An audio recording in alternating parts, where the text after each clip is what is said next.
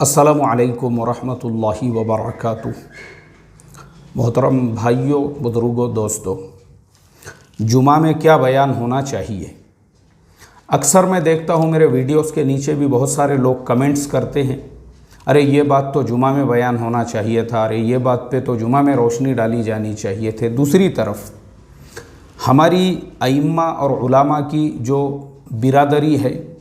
अक्सर मुझे जुमेरात के दिन से ही बहुत सारे लोगों के मैसेजेस आना शुरू होते हैं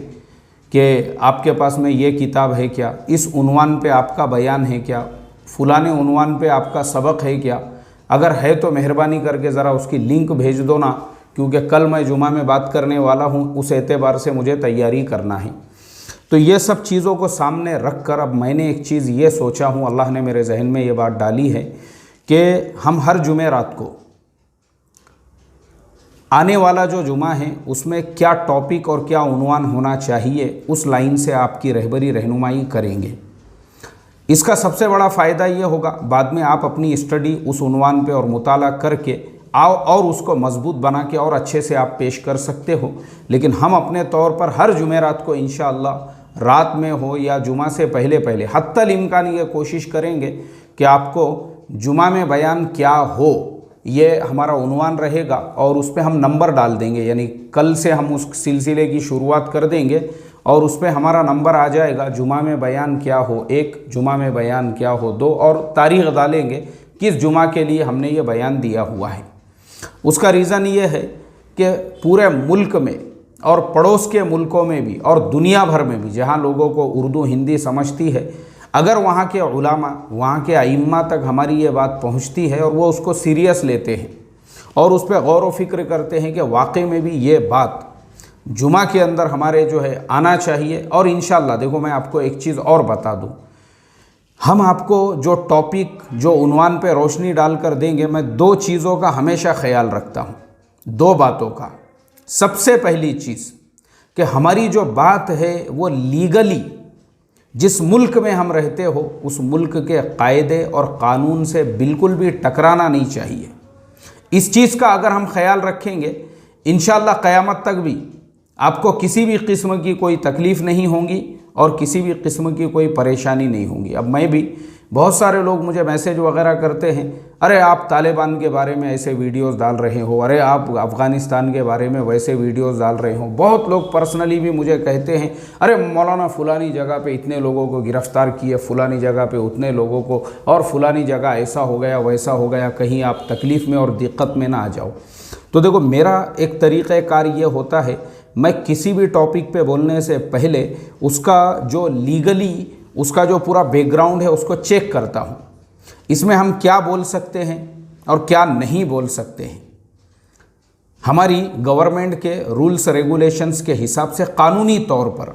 वो कौन सा सेंटेंस है, वो कौन सा जुमला है, अगर हम बोलते हैं तो हम उसकी वजह से पकड़ में आ सकते हैं, और जो बोलते हैं तो उसकी वजह से हम पकड़ में नहीं आ सकते हैं। अब मैं आपको 2 जुमलों में जो तालिबान पे हमारे इतने सारे वीडियोस आ गए हैं वो समझा देता हूँ। सबसे पहली चीज़, हम तालिबान के समर्थक और हम तालिबान के सपोर्टर बिल्कुल भी नहीं हैं। हमारा स्टैंड वही है जो हमारी गवर्नमेंट का स्टैंड है। ये जुमला मैं अपने हर वीडियो में ऐड करता हूँ। दूसरी चीज़, अगर तालिबान के आप समर्थन में जोश जज्बात में और जो है खुशियाँ मना रहे हो, तो ये चीज़ आपकी कानूनी तौर पे लीगल पकड़ के अंदर आती है। बिल्कुल भी आपने खुशी नहीं मनाना चाहिए, जोश जज्बात में नहीं आना चाहिए, बल्कि आपका स्टैंड वही होना चाहिए जो आपकी गवर्नमेंट का है। ठीक है, हम जो उस पर रिपोर्टिंग कर रहे हैं और वहाँ के सारे हालात बता रहे हैं, वो हमारी जिम्मेदारी है। वो एक एज ए जर्नलिस्ट हम जो है वो चीज़ को टेक्निकल एनालिसिस कर सकते हैं, भाई रियल में वहाँ ये चल रहा है और मीडिया चैनल वाले झूठ बता रहे हैं, ये एक अलग टॉपिक हो गया। इस वजह से आप कानूनी जद में कभी भी नहीं आ सकते। लेकिन आप सपोर्ट कर रहे हैं, जोश जज्बा जश्न, तो ये चीज़ जो है ये बहुत बारीक फ़र्क है, बाल के जैसा, इसको समझना ज़रूरी है। तो इंशाअल्लाह हम जो टॉपिक पे जुमा में आपको जो बयान करना है उस पर हम जो रोशनी डालेंगे और जो बताएंगे, इंशाअल्लाह उसमें करंट टॉपिक्स भी होंगे, लेकिन पूरा ख्याल इस चीज़ का होगा कि कानूनी तौर पर आपको अपनी ज़ुबान को पूरी तरह से काबू में और मोहतात रख कर बात करना है। एक चीज़ तो ये होंगी। दूसरी चीज़, कुरान और हदीस की रोशनी में, कुरान और हदीस की रोशनी में उस वक्त के एतबार से, हालात के एतबार से हमारी क्या रहबरी है और क्या रहनुमाई हमको मिल रही है, इन सब चीज़ों से हम जो है किस तरीक़े से रहबरी रहनुमाई हासिल कर सकते हैं और उस जुमा में हमारा उन्वान और हमारा टॉपिक क्या होना चाहिए। हम इंशाअल्लाह ये पूरे पहलुओं को सामने रख कर, इनको सबको मद्देनज़र रख कर आपको इंशाअल्लाह हम हर जुमा को एक टॉपिक देंगे, एक उन्वान देंगे। और ये हमारी रिक्वेस्ट और दरख्वास्त रहेंगी कि जो टॉपिक और उन्वान हम आपको दे रहे हैं,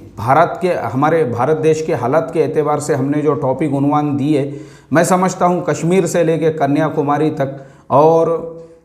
जो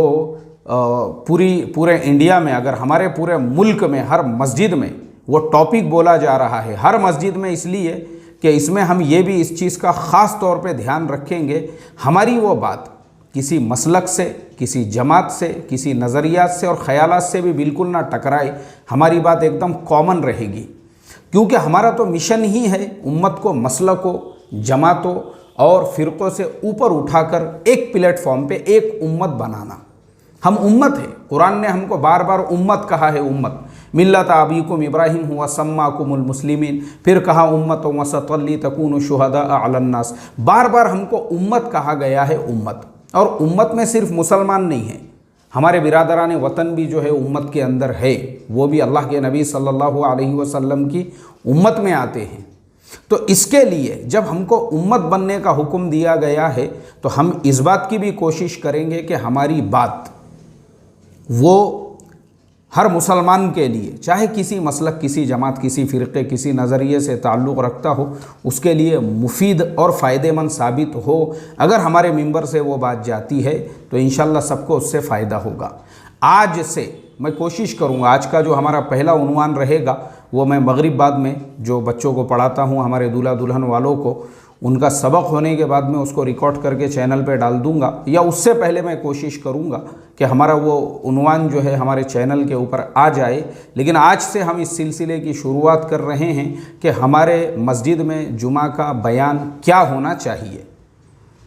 आज से इंशाअल्लाह तो तमाम मस्जिदों में एक उन्वान पर अगर हमारी बात होगी तो पूरे मुल्क के मुसलमानों तक हमारा एक मैसेज, एक पैगाम इंशाअल्लाह पहुंच जाएगा। और इसी तरह से अतराफ़ के भी जो उर्दू समझने, जानने, बूझने वाले जो मुमालिक है और दुनिया भर में जो लोग हैं, उनके लिए भी अगर वो उन उन्वानात को बेहतर समझते हैं अपने लिए, वो भी अपने यहाँ पे उसको अप्लाई कर सकते हैं ताकि उनके यहाँ पर भी तमाम लोगों तक एक मैसेज, एक पैगाम पहुँचे। अल्लाह तबारक व तआला से मैं दुआ करता हूँ कि ये बात जो अल्लाह ने मेरे दिल में डाली है, अल्लाह की तरफ से मेरे दिल के अंदर इस बात का इल्क़ा हुआ है, तो मैं ये उम्मीद करता हूँ अल्लाह से कि इससे जो है हम तमाम को अल्लाह तबारक व तआला ज़्यादा से ज़्यादा इस्तिफ़ादे की तौफ़ीक़ अता फ़रमाएँ। अस्सलामु अलैकुम व रहमतुल्लाहि व बरकातुहू।